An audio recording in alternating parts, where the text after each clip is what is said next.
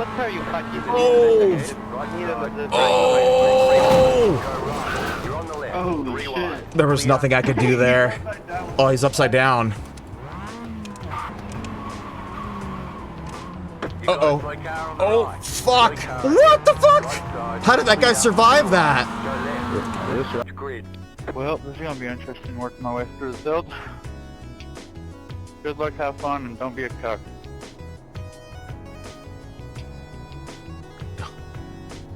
Cuckold is in these days, dude. My wife's boyfriend is letting me use the rig right now.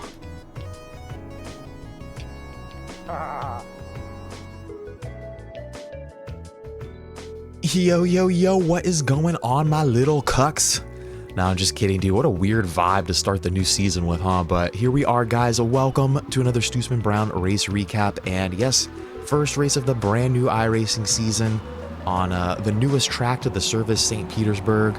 Dude, I don't know anything about real-life racing, and so I don't know anything about this track other than, as you can see, there is nowhere for the cars to run off to if there's any sort of incident. There's just concrete death, basically, so we'll see how this race goes. You already saw a massive incident that happened in one of our previous races, so hopefully that doesn't happen to us here in this one. But guys, we are participating in a new cup, dude. We just got our C license after all of these races. I don't know if you just saw someone spinning out in the back right there. There's a lot of radio chatter in this race, dude. A lot of people losing their minds and talking shit to each other, but a lot of kind of stuff like this happening too, dude. Another spin out there, and then actually there's someone else that's gonna spin out back here too a little bit. We'll take a look at all those incidents in a second.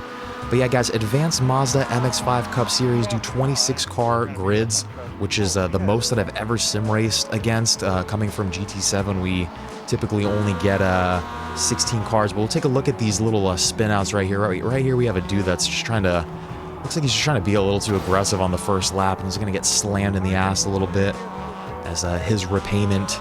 And then we'll stay on board with this guy because we'll get a good advantage of like this very similar situation happening right here with Lightning McQueen taking out the yellow car for some reason. He's also going to get his race karma. Just almost smashing into that concrete death there.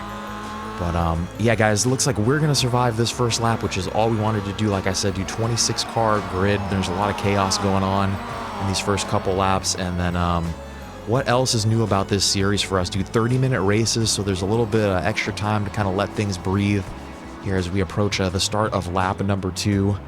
And so more time to let kind of things happen a little bit. I'm more used to these kind of longer 30-minute races as well. It's kind of more of my jam.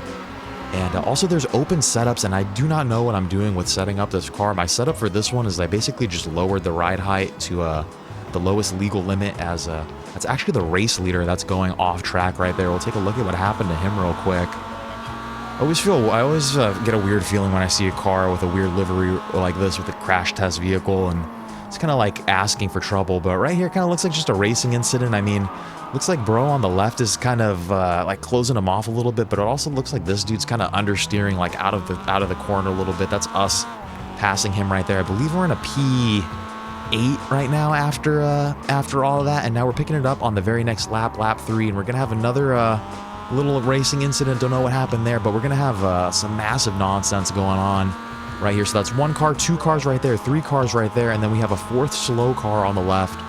So an instant 4 positions gained in what, like 1.5 corners. And we'll see if we could try to sneak the, I think we're in P4 right now. We'll see if we could sneak the podium from this guy too to start the race off, but couldn't quite stick it in there. But take a look at what happened here. There's still a lot of time in this race too. Like I said, this is only lap 3. It's like a 22 lap race. But this bro just gets a little loose going into the straight. It looks like he hits the brakes there to kind of sort himself out, which I don't know if that was the right move by him. And I kind of left the dude behind him with nowhere to go. And we're going to see that kind of neon yellow car a little bit later in the race after this incident. But this dude right here in Milwaukee also got the shit end of the stick. But it kind of looked like he had he looked like he had time to kind of get out of the way a little bit there. These are being cucks. This one's for Daniel here, dude. We have a viewer that always wants me to talk mad shit to people. And so that's what we're doing. Everyone's cucking around this race. Everyone's oh, fuck, cucking, dude. Green car just fucking went behind us, too. Yeah, we had another spin behind us. What the fuck is happening? Very crazy. And we'll pick it up during lap number 5. We got Blue Boy in front of us here, dude. Been duking it out with this guy for like a lap and a half.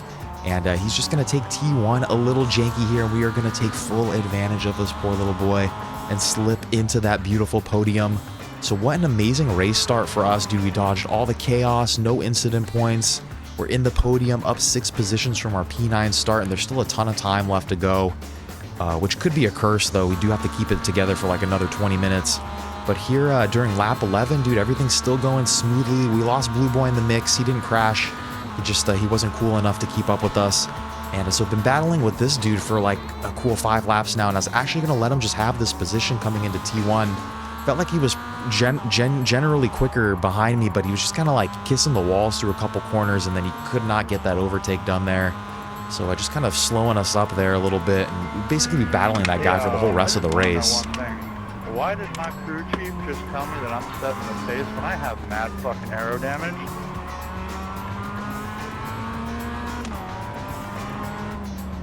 Right here, Daniel.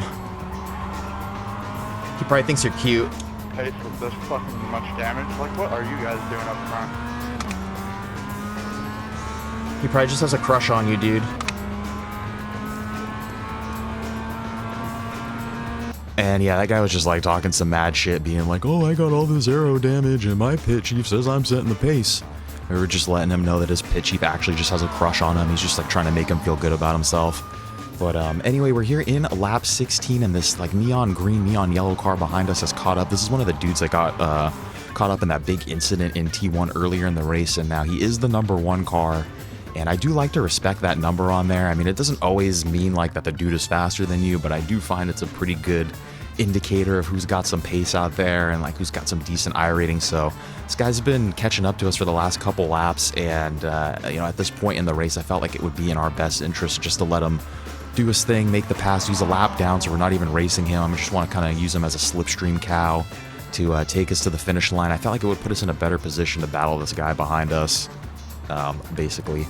And then we would kind of keep the same grid configuration here until the end of the race, but we'd kind of take a look at our final lap that we did, because I did kind of go like extra defensive for it. I'm P2 right now, yeah.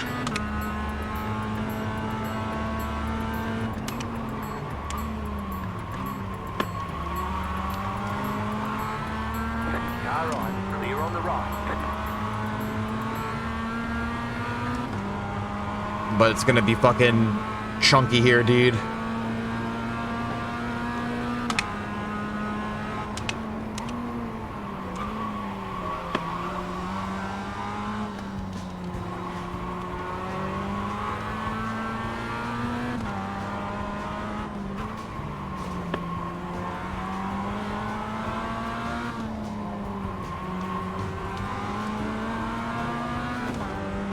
Oh, he smashed the wall again, dude. That's what I need. Come on, baby.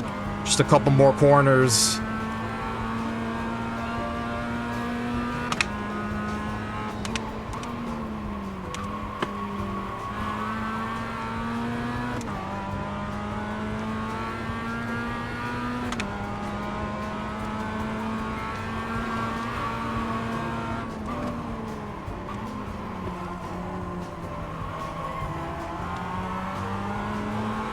Should be chilling right here, baby.